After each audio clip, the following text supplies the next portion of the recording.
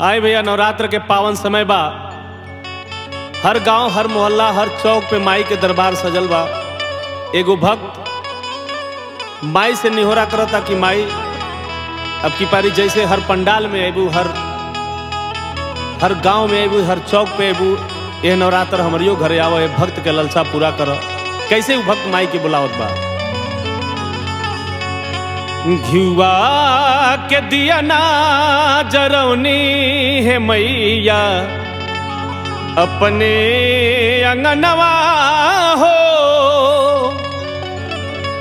अपने अंगनवा माई, अपने अंगनवा, अपने अंगनवा माई, अपने अंगनवा। अरे भोरही से तोहके मनौली है मैया अपने भवनवा हो। भोरही से तोहके मनौली है मैया अपने भवनवा हो। घुआ के दिया ना जरौनी है मैया अपने अंगनवा हो।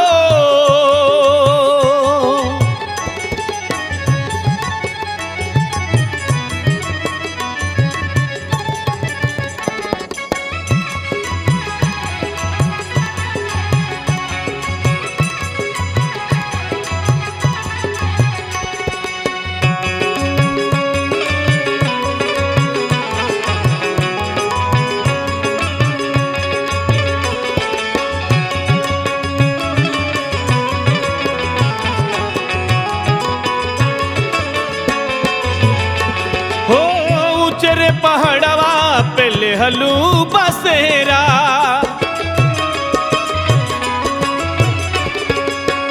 एक बेर यहरो नजरिया त फेरा।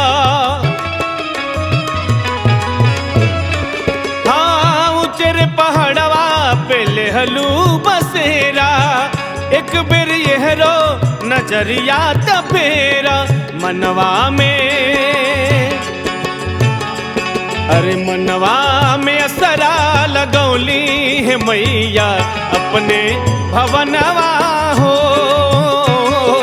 मनवा में असरा लगौली है मैया अपने भवनवा हो।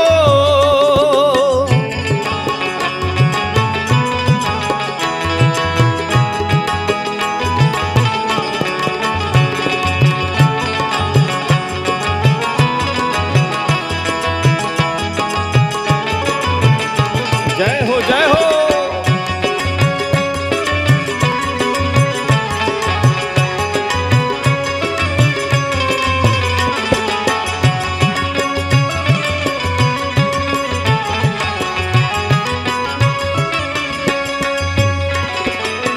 सोनवा के घंटा हम टंगनी दुआरिया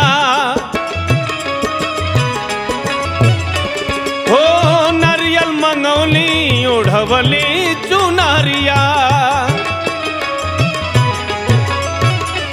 हो।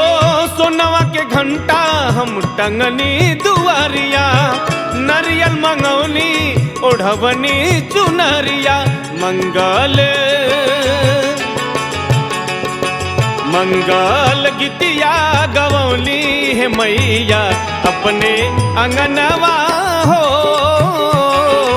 मंगल गीतिया गवनी है मैया अपने अंगनवा हो।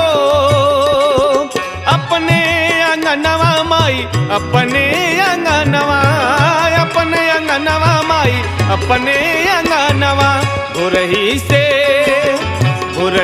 से तोहके बुलौली है मैया अपने अंगनवा हो।